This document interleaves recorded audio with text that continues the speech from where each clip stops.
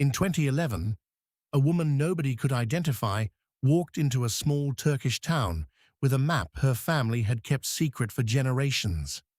5 years later, that map turned a quiet street into one of the most heavily guarded excavation sites in modern Turkish history, surrounded by special forces, hidden from satellites, blocked even to members of parliament. A police officer who got too close to the truth ended up dead, and when the dust settled, one question refused to go away. Was this really about gold, or about a version of the Bible the world was never supposed to see?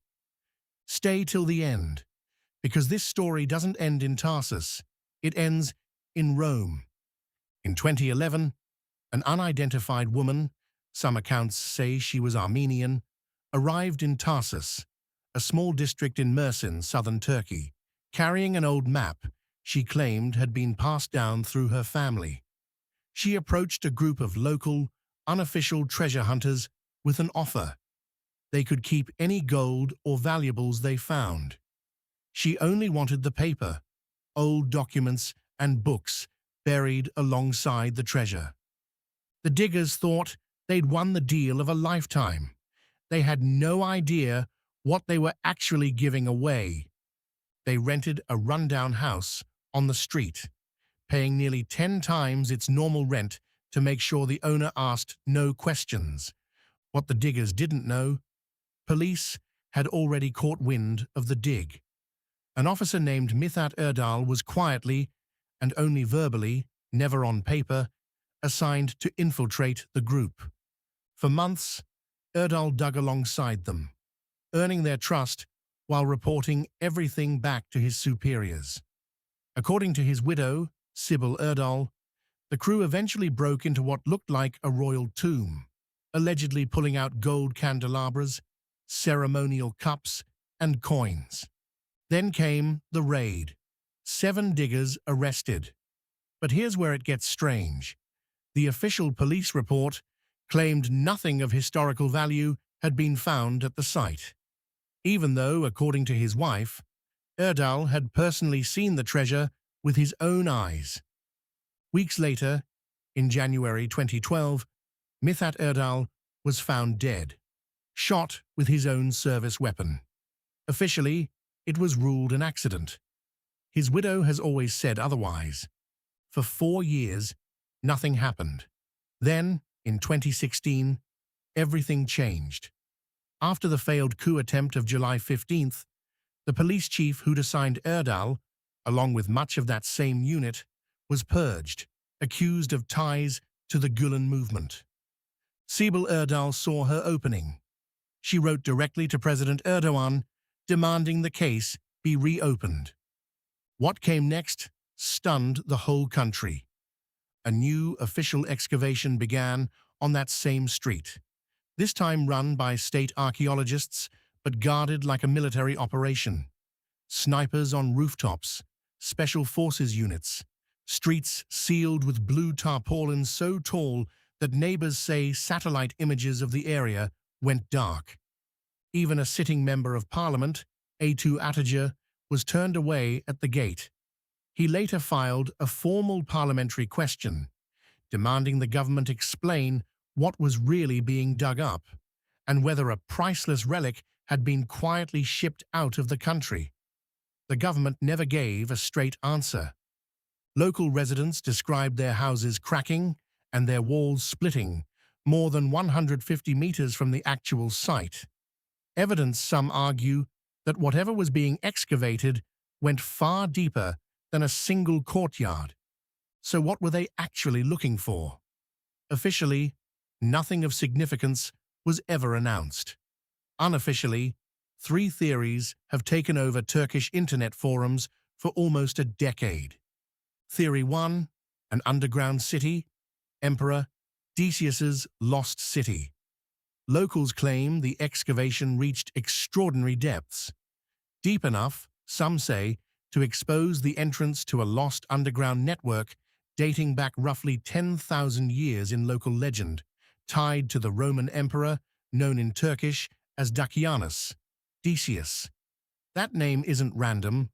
Tarsus is one of the towns linked to the legend of the Seven Sleepers, a story about young believers who supposedly hid in a cave to escape Decius's persecution and slept for centuries, a tale that appears in both Christian tradition and the Quran. Believers in this theory say the excavation may have stumbled onto part of that same cave network. It would explain the structural damage across the neighborhood, but it doesn't explain the secrecy.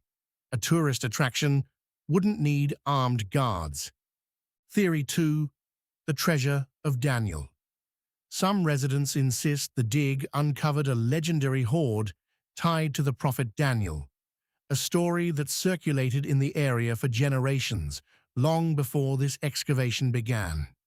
Others in the neighborhood describe something less biblical and more mundane. Witnesses claiming they saw small black bags moved out of the site at night, and stone sarcophagi being emptied of valuables before anything reached an official inventory. Theory 3, and the one that refuses to die, a lost gospel. Tarsus isn't just any town. It's the birthplace of the Apostle Paul, the man whose letters make up a huge portion of the New Testament. Local legend first pointed to the so-called Gospel of Barnabas. Here's what makes that name so explosive.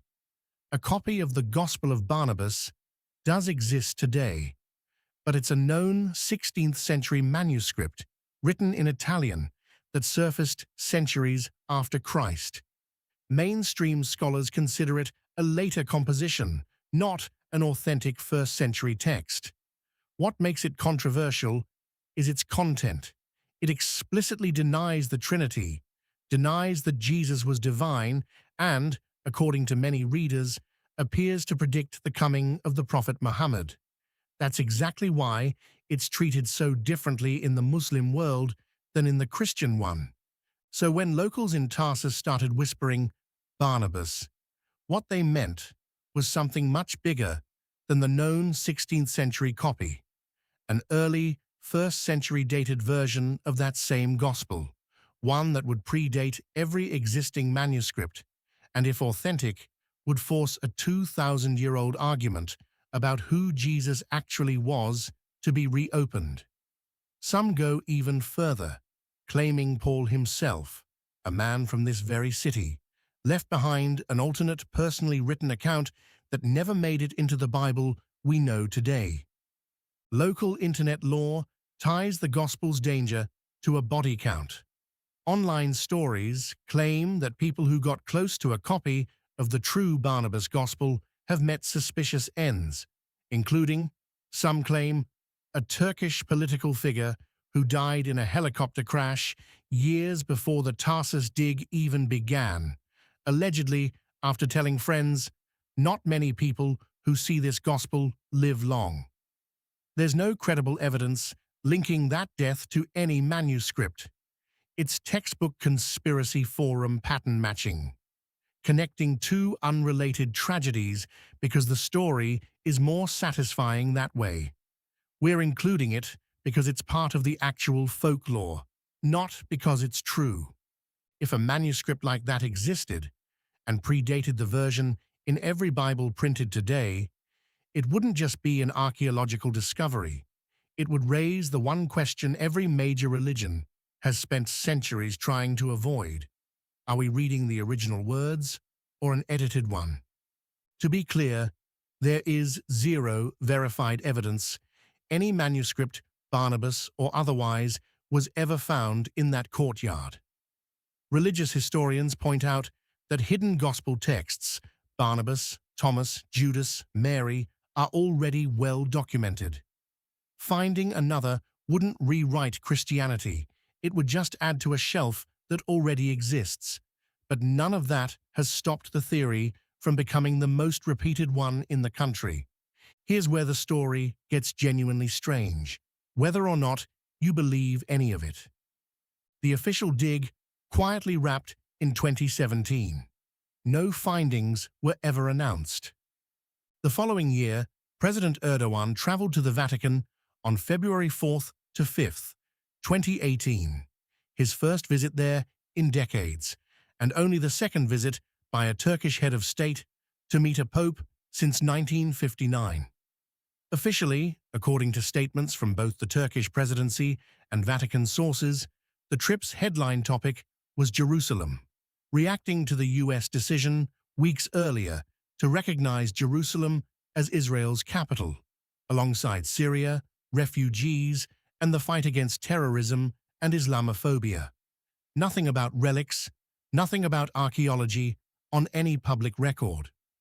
2 years after that, in July 2020, Hagia Sophia, a building that has been a church, a mosque, and a museum across roughly 1,500 years of history, was reconverted into a mosque after Turkey's top administrative court annulled its 1934 museum status. And here's a correction to how this story usually gets told. This move did not go quietly. It triggered a real international storm. Greece rang church bells in protest and lowered flags. The US State Department, senators, and the US Religious Freedom Commission condemned it. The EU's foreign policy chief called it regrettable. Russia's Orthodox Church objected. UNESCO expressed concern. And even then, candidate Joe Biden issued a statement urging Turkey to reverse the decision. So if there's a cover-up, it isn't in how quietly the world reacted. The reaction was loud. The mystery, if there is one, would have to be in what, if anything, was moved into the building's foundations years before that reaction ever happened. Then, 2 years after the reopening, during a light and sky mapping show projected onto Hagia Sophia's exterior to mark the 569th anniversary of the conquest of Constantinople in 2022, a separate event from the reopening itself, viewers online claimed to spot an image resembling the Ark of the Covenant among the projected symbols. The vessel, the Bible says, once held the original 10 Commandments, one of the most fiercely sought religious relics in history. Clips of that show have circulated on social media for years, reshared any time the Ark comes up in conversation. Worth noting, for balance, diplomatic sources at the time said the actual headline topic of that Vatican meeting was the US decision to recognize Jerusalem as Israel's capital. Not archaeology, not relics. That's the boring, well-documented explanation. The Ark and Hagia Sophia theory lives almost entirely on TikTok and X, not in any verified report. Is the light show connection a coincidence? Officially, yes. There is no confirmed link between the Tarsus dig, the Vatican visit, and the Hagia Sophia ceremony. No documents, no leaked reports, nothing beyond timing, and a few seconds of projected light that people have chosen to interpret a certain way. But here's what makes this story so compelling. The timeline exists. The dig ends. A president visits the Vatican. A 1,500-year-old building changes status. And then, in a ceremony broadcast to millions, an image appears that looks exactly like something it shouldn't. Coincidence? Maybe. But in the world of lost gospels, hidden treasures, and guarded excavations, we've learned one thing. Sometimes the most important secrets aren't hidden in what's said. They're hidden in what's not said. And on all three of these events, the official record is suspiciously quiet about one thing. What, if anything, was moved? Make of that what you will.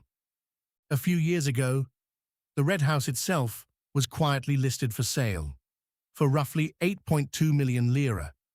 Today, if you search for the address on Google Maps, there's no Red House left at all. Locals say it was demolished. Where a guarded excavation once stood, there's now a gas station.